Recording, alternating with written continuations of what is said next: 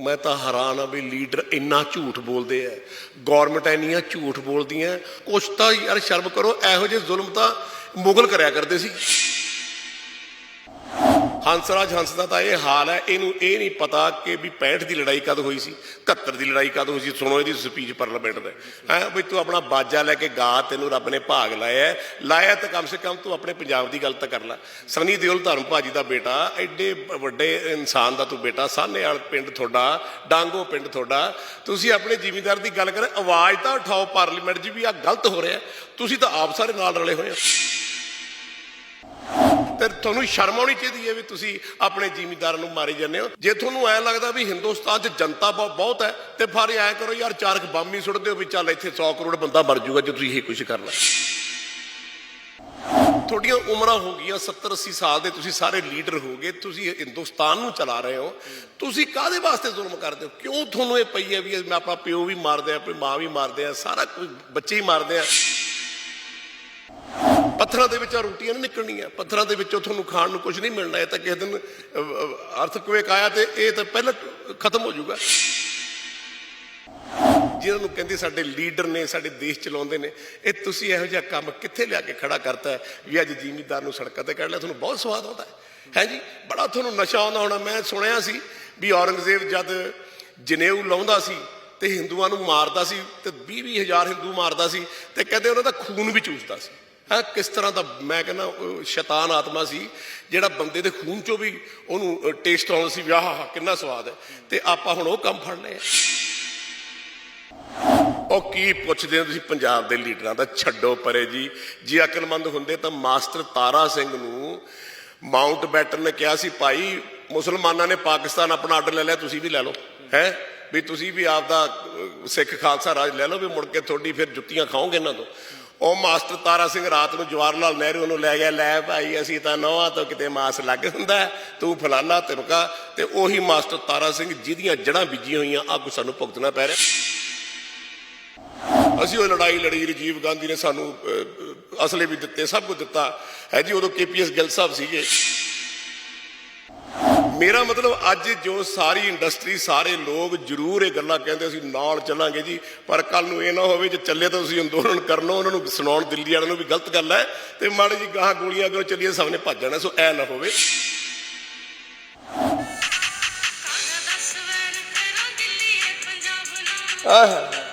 ये मैं नहीं कह रहा, एक छोटी बच्ची कह रही। पता नहीं कई बारी मन बड़ा भरदा। तुसीं बैठ के गल करो क्रॉस द टेबल, कोई ना कोई लीडर होना चाहिए। मैं समझदा नवजोत सिंह सिद्धू एक बहुत सूझवान इंसान है। ਇਹੋ ਜਿਹੇ ਬੰਦਿਆਂ ਨੂੰ ਜਾ ਕੇ ਗੱਲ ਕਰਨੀ ਚਾਹੀਦੀ ਹੈ, ਗਾਹਾਂ ਹੋ ਕੇ ਵੀ ਆਪਾਂ ਬੈਠ ਕੇ ਅਜੇ ਵੀ ਗੱਲ ਕਰ ਲਓ। ਅੱਜ ਸਾਡੇ ਨਾਲ ਅਜਿਹੀ ਸ਼ਖਸੀਅਤ ਮੌਜੂਦ ਹੈ ਜੋ ਕਿ ਸ਼ਹੀਦ ਬਾਬਾ ਦੀਪ ਸਿੰਘ ਜੀ ਨੂੰ ਆਪਣਾ ਆਦਰਸ਼ ਮੰਨਦੀ ਹੈ। ਬਾਬਾ ਦੀਪ ਸਿੰਘ ਜੀ ਜਿਨ੍ਹਾਂ ਨੇ ਜ਼ੁਲਮ ਤੇ ਜ਼ਾਲਮਾਂ ਖਿਲਾਫ ਖੰਡਾ ਖੜਕਾਇਆ ਤੇ ਸੱਚ ਦੇ ਪਾਂਦੀ ਬਣੇ। ਮੇਰੀ ਮੁਰਾਦ ਮਸ਼ਹੂਰ ਅਦਾਕਾਰ ਯੋਗਰਾਜ ਸਿੰਘ ਜੀ। ਸਰ ਸਤਿ ਸ਼੍ਰੀ ਅਕਾਲ, ਸਵਾਗਤ ਤੁਹਾਡਾ। ਯੋਗਰਾਜ ਸਿੰਘ ਸਪੁੱਤਰ ਸ਼ਹੀਦ ਬਾਬਾ ਦੀਪ ਸਿੰਘ ਜੀ ਦੀ ਫਤਿਹ ਸਾਰੇ ਕਬੂਲ ਕਰਿਓ। ਵਾਹਿਗੁਰੂ ਜੀ ਕਾ ਖਾਲਸਾ, ਵਾਹਿਗੁਰੂ ਜੀ ਕੀ ਫਤਿਹ।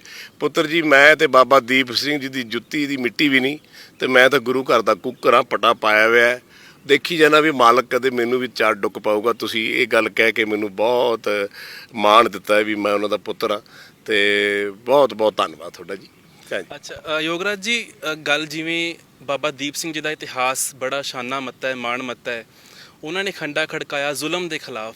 ਅੱਜ ਕੱਲ੍ਹ ਪੰਜਾਬ ਦੀ ਕਰੀਏ, ਕਿਸਾਨਾਂ ਦੀ ਕਰੀਏ, ਸੰਘਰਸ਼ ਦੇ ਉੱਤੇ ਉਤਰੇ ਹੋਏ ਨੇ। ਲਗਭਗ ਸਾਰਾ ਪੰਜਾਬ ਸੜਕਾਂ ਦੇ ਉੱਤੇ ਹੈ ਸਰਕਾਰਾਂ ਦੇ ਖਿਲਾਫ। ਜੋ ਨੀਤੀਆਂ ਨਵੀਆਂ ਘੜੀਆਂ ਗਈਆਂ ਨੇ, ਨਵੇਂ ਕਾਨੂੰਨ ਜਿਹੜੇ ਆ ਰਹੇ ਨੇ, ਖੇਤੀ ਆਰਡੀਨੈਂਸ, ਕਿਵੇਂ ਦੇਖਦੇ ਹੋ ਸਾਰੇ ਮਾਹੌਲ ਨੂੰ? ਕਿਉਂਕਿ ਲਹਿਰਾਂ ਤੁਸੀਂ ਬਹੁਤ ਦੇਖੀਆਂ ਨੇ ਪੰਜਾਬ ਦੀਆਂ। ਮੈਨੂੰ ਜੀ ਦੁੱਖ ਇਸ ਗੱਲ ਦਾ ਹੈ ਕਿ ਦੇਸ਼ ਜਿਹੜਾ ਮੁਗਲਾਂ ਦੇ ਅਧੀਨ ਗੁਲਾਮ ਰਿਹਾ, ਅੰਗਰੇਜ਼ਾਂ ਦੇ ਅਧੀਨ ਗੁਲਾਮ ਰਿਹਾ, ਇੰਨੇ ਇੱਥੇ ਜ਼ੁਲਮ ਹੋਏ, ਇੰਨਾ ਕੁਛ ਹੋਇਆ, ਗੁਰੂਆਂ ਨੂੰ ਜਨਮ ਲੈਣਾ ਪਿਆ, ਫਿਰ ਜਾ ਕੇ ਦੇਸ਼ ਆਜ਼ਾਦ ਹੋਇਆ। ਔਰ ਉਹ ਵੱਡ ਵਡੇਰੇ ਉਹ ਸਾਡੇ ਜਿਨ੍ਹਾਂ ਦੀਆਂ ਕੀਤੀਆਂ ਸਾਰੀਆਂ ਆਪਾਂ ਮਿੱਟੀ 'ਚ ਪਾਈ ਜਾਂਦੇ ਹਾਂ। 75 ਸਾਲ ਹੋ ਗਏ ਹਿੰਦੁਸਤਾਨ ਨੂੰ ਆਜ਼ਾਦ ਹੋਏ ਨੂੰ। मैं तो हैरान हाँ भी लीडर इन्ना झूठ बोलते हैं, गौरमेंट इन्नियां झूठ बोलदियां। वो कुछ तो रब तो डरो, गाहां जाके मर के वो शक्ल भी दिखानी है, मूँह भी दिखाना है। ਤੇ ਮੈਂ ਕਹਿੰਦਾ ਵੀ ਤੁਸੀਂ ਤਾਂ ਇੱਕ ਸੋਚ ਮਾੜੀ ਸੋਚ ਲਓ ਤਾਂ ਉਹ ਕਦੇ ਜ਼ਿੰਦਗੀ ਦੇ ਵਿੱਚ ਰੱਬ ਮਾਫ ਨਹੀਂ ਕਰਦਾ। ਕੁਛ ਤਾਂ ਸੋਚੋ ਵੀ 75 ਸਾਲਾਂ ਦੇ ਵਿੱਚ ਜਿੰਨੀਆਂ ਗੌਰਮੈਂਟਾਂ ਜਿੰਨੇ ਲੀਡਰ ਨੇ, ਤੁਸੀਂ ਇਹ ਜਿੱਥੋਂ ਰੋਟੀ ਤੁਹਾਨੂੰ ਮਾਂ ਧਰਤੀ ਰੋਟੀ ਦਿੰਦੀ ਹੈ, ਜਿੱਥੋਂ ਤੁਹਾਡੇ ਢਿੱਡ 'ਚ ਤੁਹਾਡੇ ਬੱਚਿਆਂ ਦੇ ਪੋਤੇ ਪੜਪੋਤਿਆਂ ਦੇ ਵਿੱਚ ਰੋਟੀ ਜਾਂਦੀ ਢਿੱਡਾਂ 'ਚ, ਉਹਨਾਂ ਜ਼ਿਮੀਂਦਾਰਾਂ ਨੂੰ ਜ਼ਿੰਦਗੀ ਦੇ ਵਿੱਚ ਤੁਸੀਂ ਮਾਰਨਾ ਚਾਹੁੰਦੇ ਹੋ, ਕੁਚਲਣਾ ਚਾਹੁੰਦੇ। ਕੁਛ ਤਾਂ ਯਾਰ ਸ਼ਰਮ ਕਰੋ। ਇਹੋ ਜਿਹੇ ਜ਼ੁਲਮ ਤਾਂ ਮੁਗਲ ਕਰਿਆ ਕਰਦੇ ਸੀ ਜਦ ਹਿੰਦੁਸਤਾਨ ਤੇ ਰਾਜ ਕਰ, ਬਾਬਰ ਵਰਗੇ, ਹਮਾਯੂੰ ਵਰਗੇ, ਔਰੰਗਜ਼ੇਬ ਵਰਗੇ, ਹੈ ਜੀ, ਉਹ ਕਰਿਆ ਕਰਦੇ ਸੀ।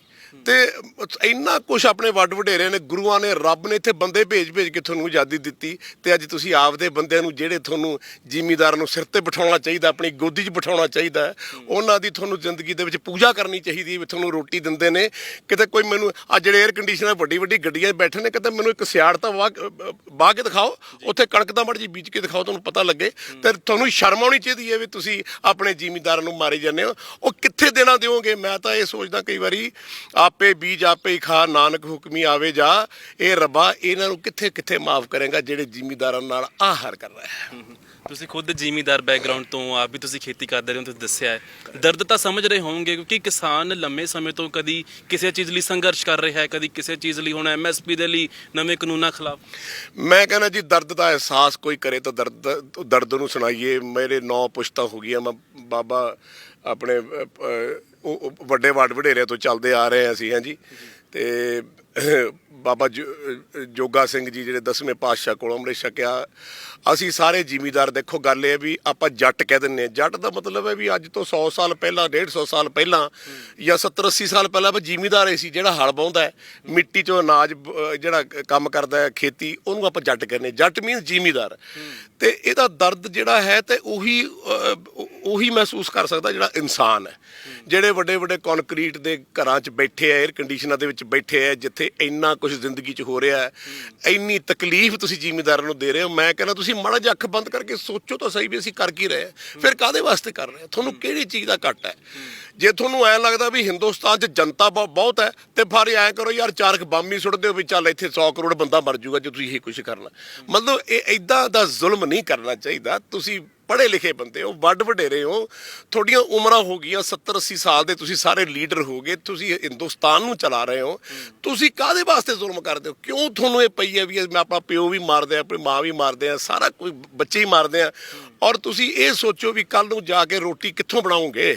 ਪੱਥਰਾਂ ਦੇ ਵਿੱਚੋਂ ਰੋਟੀਆਂ ਨਹੀਂ ਨਿਕਲਣੀਆਂ, ਪੱਥਰਾਂ ਦੇ ਵਿੱਚੋਂ ਤੁਹਾਨੂੰ ਖਾਣ ਨੂੰ ਕੁਝ ਨਹੀਂ ਮਿਲਣਾ। ਇਹ ਤਾਂ ਕਿਸੇ ਦਿਨ ਅਰਥਕਵੇਕ ਆਇਆ ਤੇ ਇਹ ਤਾਂ ਪਹਿਲਾਂ ਖਤਮ ਹੋ ਜਾਊਗਾ।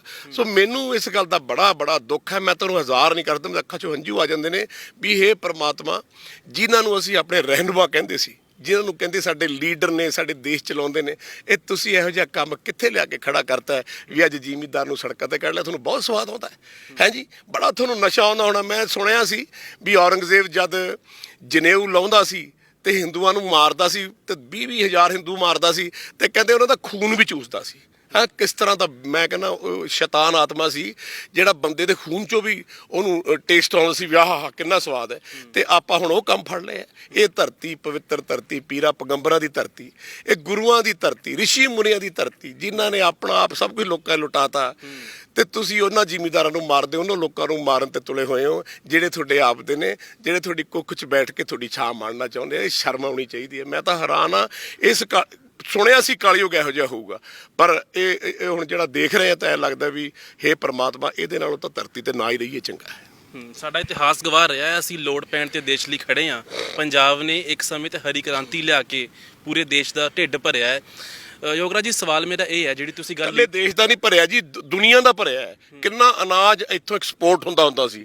ਅੱਜ ਤੋਂ 20-25-30 ਸਾਲ ਪਹਿਲਾਂ ਤੁਸੀਂ ਦੇਖੋ ਵੀ ਨੀਅਰਲੀ 3/4 ਦੁਨੀਆ ਨੂੰ ਪੰਜਾਬ ਕੱਲਾ ਰੋਟੀ ਦਿੰਦਾ ਹੁੰਦਾ ਸੀਗਾ, ਹਰਿਆਣਾ ਰੋਟੀ ਦਿੰਦਾ ਹੁੰਦਾ ਸੀ, ਆਪਾਂ ਨਾਰਥਰਨ ਸੈਕਟਰ, ਤੇ ਆਪਾਂ ਨੂੰ ਉਹ ਇਤਿਹਾਸ ਯਾਦ ਕਰਨਾ ਚਾਹੀਦਾ ਹੈ। ਜਿਹੜੀ ਤੁਸੀਂ ਗੱਲ ਲੀਡਰੀ ਦੀ ਕੀਤੀ ਕਿ ਸੰਸਦ ਲੋਕ ਸਭਾ 'ਚ ਬਿੱਲ ਇਹ ਪਾਸ ਹੋ ਗਿਆ, ਸਾਡੇ ਪੰਜਾਬ ਦੇ ਵੀ MP ਨੇ ਉੱਥੇ, ਤੁਹਾਨੂੰ ਲੱਗਦਾ ਕਿ ਉਹ ਕਿਸਾਨੀ ਦੀ ਨੁਮਾਇੰਦਗੀ ਨਹੀਂ ਕਰ ਸਕੇ, ਜਾਂ ਜਿਹੜਾ ਦਰਦ ਹੈ ਉੱਥੇ ਬਿਆਨ ਨਹੀਂ ਕਰ ਸਕੇ? ਉਹ ਕੀ ਪੁੱਛਦੇ ਹੋ ਤੁਸੀਂ ਪੰਜਾਬ ਦੇ ਲੀਡਰਾਂ ਦਾ? ਛੱਡੋ ਪਰੇ ਜੀ। ਜੇ ਅਕਲਮੰਦ ਹੁੰਦੇ ਤਾਂ ਮਾਸਟਰ ਤਾਰਾ ਸਿੰਘ ਨੂੰ ਮਾਊਂਟ ਬੈਟਨ ਨੇ ਕਿਹਾ ਸੀ, ਭਾਈ ਮੁਸਲਮਾਨਾਂ ਨੇ ਪਾਕਿਸਤਾਨ ਆਪਣਾ ਆਰਡਰ ਲੈ ਲਿਆ, ਤੁਸੀਂ ਵੀ ਲੈ ਲਓ। ਹੈ ਵੀ ਤੁਸੀਂ ਵੀ ਆਪਦਾ ਸਿੱਖ ਖਾਲਸਾ ਰਾਜ ਲੈ ਲਓ, ਵੀ ਮੁੜ ਕੇ ਤੁਹਾਡੀ ਫਿਰ ਜੁੱਤੀਆਂ ਖਾਓਗੇ ਇਹਨਾਂ ਤੋਂ।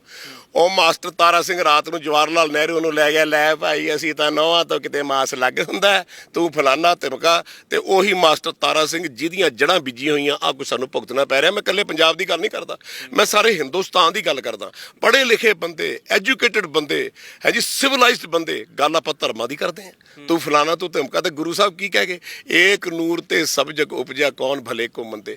ਕਾਲੀ ਹੋ ਗਿਆ ਜੀ ਇਹਦੇ ਤਾਂ ਦੇਖੋ ਤੁਸੀਂ ਹੁੰਦਾ ਅੱਗੇ ਕੀ ਹੋਣਾ। ਮੇਰੀ ਪ੍ਰੈਡਿਕਸ਼ਨਾਂ ਨੇ ਵੀ ਉਹ ਹਾਲ ਇਸ ਦੇਸ਼ ਤੇ ਹੋਣਾ, ਉਹ ਹਾਲ ਇਸ ਦੇਸ਼ ਤੇ ਹੋਣਾ ਜਿਹਦਾ ਆਪਾਂ ਬਿਆਨ ਨਹੀਂ ਕਰ ਸਕਦੇ। ਮੈਂ ਤਾਂ ਰੱਬ ਨੂੰ ਕਿਹਾ ਵੀ ਆਹ ਕੁਝ ਦੇਖਣ ਤੋਂ ਪਹਿਲਾਂ ਮੈਨੂੰ ਤਾਂ ਚੱਕ ਲਈ, ਮੇਰੇ ਤੋਂ ਤਾਂ ਨਹੀਂ ਦੇਖਿਆ ਜੀ। ਤੁਸੀਂ ਇਹ ਕਹਿ ਰਹੇ ਹੋ ਜੇ ਖਾਲਸਾ ਰਾਜ ਲੈ ਲਿਆ ਹੁੰਦਾ ਸ਼ਾਇਦ ਇਹ ਕੁਝ ਨਾ ਦੇਖਣਾ ਪੈਂਦਾ। ਮੈਂ ਨਹੀਂ ਕਹਿੰਦਾ ਜੀ ਖਾਲਸੇ ਰਾਜ ਦੀ ਗੱਲ ਕਰਦਾ, ਮੈਂ ਗੱਲ ਕਰਦਾ ਵੀ ਜੇ ਤੁਸੀਂ ਆਪਦੇ ਘਰ 'ਚ ਸ਼ਾਂਤ ਦੇਖੋ। ਹੁਣ ਅਮਰੀਕਾ 'ਚ ਸਟੇਟਾਂ ਨੇ ਹਨਾ, 52 54 ਸਟੇਟਾਂ ਨੇ, ਅਲੱਗ-ਅਲੱਗ ਗਵਰਨਰ ਨੇ। ਤੁਹਾਡੇ ਕੋਲ ਜੇ ਸਟੇਟਾਂ ਹੁੰਦੀਆਂ, ਉਹਨਾਂ ਦੇ ਅਲੱਗ-ਅਲੱਗ ਗਵਰਨਰ ਹੁੰਦੇ ਤੇ ਤੁਸੀਂ ਇੱਕ ਦੇਸ਼ ਚੱਲਦਾ। ਉਹ ਮੇਰਾ ਇਹ ਮਤਲਬ ਹੈ ਕਹਿਣ ਦਾ ਕੋਈ ਨਹੀਂ, ਮੈਂ ਦੇਸ਼ ਦੀ ਵੰਡ ਕਰਾਉਣਾ ਚਾਹੁੰਦਾ। ਪਹਿਲੀ ਗੱਲ ਤਾਂ ਤੁਸੀਂ ਪਾਕਿਸਤਾਨ ਵੰਡਿਆ ਕਿਉਂ? ਕੀ ਲੋੜ ਪਈ ਸੀ? ਜੇ ਜਿਨ੍ਹਾਂ ਨੇ ਕਹਿਤਾ ਸੀ ਚਲੋ, ਜੇ ਜਿਨ੍ਹਾਂ ਨੂੰ ਆਪਾਂ ਬਣਾ ਵੀ ਦਿੰਦੇ ਪਹਿਲਾਂ ਪ੍ਰਧਾਨ ਮੰਤਰੀ, ਤਾਂ ਕੀ ਫਰਕ ਪੈਂਦਾ ਸੀ? ਉਹ ਅਗਲਾ ਪ੍ਰਧਾਨ ਮੰਤਰੀ ਜਵਾਹਰ ਲਾਲ ਨਹਿਰੂ ਬਣ ਜਾਂਦਾ। ਮਤਲਬ ਆਪਾਂ ਪਾਕਿਸਤਾਨ ਵੰਡ ਕੇ ਪਹਿਲਾਂ ਸਭ ਕੁਝ ਕਰੀ ਬੈਠੇ ਹਾਂ, ਕਸ਼ਮੀਰ ਨੂੰ ਵੰਡ ਕੇ ਆਪਾਂ ਸਾਰਾ ਕੁਝ ਆਪਣੇ ਪੈਰ ਤੇ ਘੁਲਾੜੀ ਮਾਰੀ ਫਿਰਦੇ ਹਾਂ। ਹੁਣ ਆਪਾਂ ਦੇਸ਼ ਨੂੰ ਕਿੰਨੀ ਕੁ ਜਗ੍ਹਾ ਵੰਡਣਾ? ਜੇ ਤੁਸੀਂ ਇਸ ਤਰ੍ਹਾਂ ਕਹੋਗੇ ਫਿਰ ਵੰਡ ਤਾਂ ਹੋਈ ਜਾਣੀ ਹੈ। ਹੁਣ ਅੰਦੋਲਨ ਸ਼ੁਰੂ ਹੋਇਆ ਜੀ, ਠੀਕ ਹੈ, ਜਿਹਦੇ ਬੱਚੇ ਮਾਰੋਗੇ, ਜਿਹਦੇ ਘਰ ਦੇ ਮਾਰੋਗੇ, ਜਿਹਨੂੰ ਰੋਟੀ ਨੂੰ ਦਿਓਗੇ, ਉਹ ਤਾਂ ਭਾਈ ਰਿਟੈਲੀਏਸ਼ਨ ਕਰੂਗਾ। ਮੈਂ ਸੁਣੀ ਜਾਂਦਾ ਬੜੇ ਬੰਦਿਆਂ ਦੀ ਗੱਲਾਂ, ਆਹ ਚੱਕ ਦਿਆਂਗੇ, ਆਹ ਫਲਾਨਾ ਕਰ ਦਿਆਂਗੇ, ਧਮਕਾ ਕਰ ਦਿਆਂਗੇ, ਅੱਗੇ ਵਧੋ। ਮੈਨੂੰ ਪਤਾ ਜਦ ਅੱਗੇ ਗੋਲੀ ਚੱਲੀ ਤਾਂ ਸਾਰਿਆਂ ਨੇ ਭੱਜ ਜਾਣਾ। ਮੈਂ ਤੁਹਾਨੂੰ ਇੱਕ ਥੋੜਾ ਵਾਕਿਆ ਸੁਣਾਉਣਾ। ਆ ਵਿਨੋਦ ਸ਼ਰਮਾ ਆਪਣੇ ਪਿਕਟਲੀ ਵਾਲੇ ਪੰਡਤ ਕੇਦਾਰਨਾਥ ਦਾ ਮੁੰਡਾ, ਇਹ ਜਦ 1987 ਇਲੈਕਸ਼ਨਾਂ ਹੋਈਆਂ ਉਦੋਂ ਅੱਤਵਾਦ ਦਾ ਬੜਾ ਜ਼ੋਰ ਸੀਗਾ। ਤੇ ਇਹਨਾਂ ਦੀ ਵਾਈਫ ਸਾਡੀ ਭਾਬੀ ਮਾਰ ਗਈ। ਉਹ ਕਹਿਣ ਲੱਗੀ ਵੀਰ ਦੇਖੀ ਕਿਤੇ ਇਹਦੇ ਨਾਲ ਚੱਲੀ, ਇਹਨੂੰ ਲੋਕ ਮਾਰ ਨਾ ਦੇਣ। ਮੈਂ ਕਿਹਾ ਭਰਜਾਈ ਜੇ ਮੈਂ ਮਰ ਗਿਆ ਤਾਂ ਮੈਨੂੰ ਪਤਾ ਨਹੀਂ, ਪਰ ਜੇ ਇਹ ਮਰ ਗਿਆ, ਮੈਂ ਜਿਉਂਦਾ ਆ ਗਿਆ ਤਾਂ ਮੈਨੂੰ ਕਹਿ ਦੀ ਮੈਂ ਕਿਸੇ ਜੋਗਾ ਹੀ ਹੈ ਨਹੀਂ। ਅਸੀਂ ਉਹ ਲੜਾਈ ਲੜੀ, ਰਾਜੀਵ ਗਾਂਧੀ ਨੇ ਸਾਨੂੰ ਅਸਲੇ ਵੀ ਦਿੱਤੇ, ਸਭ ਕੁਝ ਦਿੱਤਾ ਹੈ ਜੀ। ਉਦੋਂ KPS ਗਿੱਲ ਸਾਹਿਬ ਸੀਗੇ। ਅਸੀਂ ਉੱਥੇ ਇਲੈਕਸ਼ਨਾਂ ਹਾਰ ਗਏ, ਪਰ ਅਸੀਂ ਹਿੱਕ ਡਾਲ ਕੇ ਅੱਗੇ ਖੜੇ ਜ਼ਰੂਰ ਹੋਏ। ਤੇ ਕਈ ਵਾਰੀ ਉਹਨੇ ਕਹਿੰਦਾ ਯਾਰ ਤੁਸੀਂ ਬਾਹਮਣ ਪੰਡਤ ਮਾਰਿਆ ਨਹੀਂ। ਉਹ ਕਹਿੰਦੇ ਜੀ ਉਹਦੇ ਕੋਲ ਉਹਦੇ ਨਾਲ ਯੋਗਰਾਜ ਸਿੰਘ ਖੜਾ ਹੁੰਦਾ। ਤੇ ਮੈਨੂੰ ਇਹ ਗੁਰਜੰਟ ਸਿੰਘ ਕਹਿਣ ਲੱਗਾ ਤੈਨੂੰ ਸ਼ਰਮ ਆਉਣੀ ਚਾਹੀਦੀ ਹੈ ਕਿ ਤੂੰ ਸਰਦਾਰ ਹੋ ਕੇ ਸਿੰਘ ਹੋ ਗਏ, ਇੱਕ ਕਹਿੰਦਾ ਹਿੰਦੂ ਦੀ ਰੱਖਿਆ ਕਰਦਾ। ਮੈਂ ਗੱਲ ਸੁਣਾ, ਤੈਨੂੰ ਕਿਸ ਬੰਦੇ ਨੇ ਕਹਿਤਾ? ਮੈਂ ਕਿਹਾ ਗੁਰੂ ਸਾਹਿਬ ਨੇ ਕਿਹਾ ਬਾਹੀਂ ਜਿਨ੍ਹਾਂ ਕੀ ਪਕੜੀਏ ਸਿਰ ਦੀਜੇ ਬਾਹੀਂ ਨਾ ਛੋੜੀਏ। ਕੋਈ ਹੋਵੇ ਹਿੰਦੂ ਹੋਵੇ, ਮੁਸਲਮਾਨ ਹੋਵੇ, ਸਿੱਖ ਹੋਵੇ, ਜਿਹਦੇ ਨਾਲ ਮੇਰਾ ਪ੍ਰੇਮ ਆ। ਮੈਨੂੰ ਤਾਂ ਸਾਰੇ ਦੇਸ਼ ਦੇ ਸਾਰੇ ਮਜ਼ਹਬਾਂ ਨਾਲ ਪ੍ਰੇਮ ਹੈ। ਵੀ ਬਾਲ ਤੋਂ ਵੱਧ ਕੀ 4 ਗੋਲੀਆਂ ਮਾਰ ਦੋਗੇ, ਕੀ ਫਰਕ ਪੈਂਦਾ, ਫੇਰ ਆ ਜਾਾਂਗੇ। ਮੇਰਾ ਮਤਲਬ ਅੱਜ ਜੋ ਸਾਰੀ ਇੰਡਸਟਰੀ, ਸਾਰੇ ਲੋਕ ਜ਼ਰੂਰ ਇਹ ਗੱਲਾਂ ਕਹਿੰਦੇ ਅਸੀਂ ਨਾਲ ਚੱਲਾਂਗੇ ਜੀ, ਪਰ ਕੱਲ ਨੂੰ ਇਹ ਨਾ ਹੋਵੇ ਜੇ ਚੱਲੇ ਤਾਂ ਤੁਸੀਂ ਅੰਦੋਲਨ ਕਰਨੋਂ ਉਹਨਾਂ ਨੂੰ ਸੁਣਾਉਣ ਦਿੱਲੀ ਵਾਲਿਆਂ ਨੂੰ ਵੀ ਗਲਤ ਗੱਲ ਹੈ, ਤੇ ਮਾੜੇ ਜੀ ਗਾਹਾਂ ਗੋਲੀਆਂ ਅੱਗੇ ਚੱਲੀਏ ਸਭ ਨੇ ਭੱਜ ਜਾਣਾ। ਸੋ ਐ ਨਾ ਹੋਵੇ। ਬਟ ਮੈਂ ਫਿਰ ਵੀ ਕਹੂੰਗਾ ਕਿ ਮੈਂ ਨਹੀਂ ਚਾਹੁੰਦਾ ਕਿ ਇਸ ਤਰ੍ਹਾਂ ਕਦੇ ਵੀ ਜ਼ਿੰਦਗੀ 'ਚ ਐਸਾ ਟਾਈਮ ਆਵੇ। ਆਪਾਂ ਸਾਰੇ ਇੱਕ ਇੱਕ ਘਰ 'ਚ ਰਹਿ ਰਹੇ ਹਾਂ, ਔਰ ਕਿੱਡੀ ਵੱਡੀ ਗੱਲ ਦੁਨੀਆ ਦੇ ਵਿੱਚ ਹੁੰਦੀ ਹੈ ਵੀ ਇੰਨੇ ਮਜ਼ਹਬਾਂ ਦੇ ਲੋਕ, ਇੰਨੇ ਧਰਮਾਂ ਦੇ ਲੋਕ ਇੱਕੋ ਘਰ 'ਚ ਰਹਿ ਰਹੇ ਆ। ਤੇ ਇਹ ਕਿੱਡੀ ਵੱਡੀ ਗੱਲ ਹੈ, ਮੇਰੇ ਲਈ ਤਾਂ ਬਹੁਤ ਮਾਣ ਦੀ ਗੱਲ ਹੈ। ਮੈਂ ਹੁਣ ਮੰਦਿਰ ਵੀ ਜਾਂਦਾ, ਮੈਂ ਮਸਜਿਦ ਵੀ ਜਾਂਦਾ, ਮੈਂ ਗੁਰਦੁਆਰੇ ਰੋਜ਼ ਮੈਂ ਦੀਏ ਬਾਲਦਾ। ਹਰ ਰੋਜ਼ ਮੈਂ ਮੰਦਿਰ 'ਚ ਜਾ ਕੇ ਦੀਵਾ ਬਾਲਦਾ, ਰੋਜ਼ ਜਾ ਕੇ ਮਸਜਿਦ ਦੀਵਾ ਬਾਲਣਾ। ਮੇਰੇ ਲਈ ਸਾਰੇ ਇੱਕੋ। ਆਪਾਂ ਇਸ ਘਰ ਨੂੰ ਕਿਉਂ ਤੋੜਨ ਤੇ ਲੱਗੇ ਹੋਏ ਆ? ਕੀ ਆਪਾਂ ਨੂੰ ਮਿਲੂਗਾ? ਅਲਟੀਮੇਟਲੀ ਰਹਿਣਾ ਇੱਥੇ ਕਿਸੇ ਨੇ ਵੀ ਨਹੀਂ। ਸੋ ਮੈਂ ਸਮਝਦਾ ਵੀ ਥੋੜਾ ਜਿਹਾ ਸੋਚ ਵਿਚਾਰ ਕੇ ਅਜੇ ਵੀ ਮੌਕਾ ਹੈ, ਆਪਾਂ ਬੈਠ ਕੇ ਕੰਪਰੋਮਾਈਜ਼ ਕਰਕੇ ਕੁਝ ਚੰਗੀ ਗੱਲ ਕਰ ਲਈਏ, ਜ਼ਿਮੀਂਦਾਰ ਨੂੰ ਬਚਾ ਲਈਏ। ਇੱਕ ਚੀਜ਼ ਤੁਸੀਂ ਦੇਖ ਰਹੇ ਹੋਵੋਗੇ, ਲੋਕਾਂ ਦੇ ਮਨਾਂ 'ਚ ਦਰਦ ਹੈ, ਕਿਸਾਨਾਂ ਦੇ ਮਨਾਂ 'ਚ ਦਰਦ ਹੈ, ਈਵਨ ਅਭਿਨੇਤਾ, ਤੁਸੀਂ ਆਪ ਇਸ ਚੀਜ਼ ਨੂੰ ਫੀਲ ਕਰਦੇ ਹੋ। ਲੇਕਿਨ ਜਦੋਂ ਅਭਿਨੇਤਾ ਨੇਤਾ ਬਣ ਜਾਂਦਾ ਹੈ, ਮੈਂ ਇਸ਼ਾਰਾ ਕਰ ਰਿਹਾ ਸੰਨੀ ਦਿਓਲ ਹੋਣਾ ਵੱਲ, ਜਿਹੜੇ ਹੰਸਰਾਜ ਹੰਸ ਹੋਣੀ ਆ ਜਿਹਨਾਂ ਨੂੰ ਚੁਣ ਕੇ ਲੋਕਾਂ ਨੇ ਭੇਜਿਆ। ਮੈਂ ਤੁਹਾਨੂੰ ਦਰਦ ਦੀ ਗੱਲ ਦੱਸਦਾ। ਇੱਕ ਛੋਟੀ ਜਿਹੀ ਬੱਚੀ, ਸਾਰੀ ਪ੍ਰਵੀਨ ਅਖਤਰ ਮੇਰੀ ਮੈਨੇਜਰ ਹੈ, ਉਹਦੀ ਲੜਕੀ ਨੇ ਇੱਕ ਗਾਣਾ ਭੇਜਿਆ ਜਿਹੜਾ ਕਿਸਾਨਾਂ ਵਾਸਤੇ ਹੈ ਜੀ। ਤੁਸੀਂ ਇਹ ਗਾਣਾ ਸੁਣੋਗੇ ਤੁਹਾਨੂੰ ਪਤਾ ਲੱਗੂਗਾ ਵੀ ਦਰਦ ਕੀ ਹੈ। ਇੱਕ ਬੱਚੀ ਜਿਹੜੀ ਹੈਗੀ ਹੈ ਉਹ ਕੀ ਗੱਲ ਕਰ ਰਹੀ ਹੈ, ਕਿਸਾਨਾਂ ਵਾਸਤੇ ਕੀ ਉਹ ਮਹਿਸੂਸ ਕਰਦੀ ਹੈ। ਆਪਾਂ ਤਾਂ ਵੱਡ ਵਡੇਰੇ ਦੀ ਕੀ ਗੱਲ ਕਰਦੇ। ਆਹ ਗਾਣਾ ਜੀ।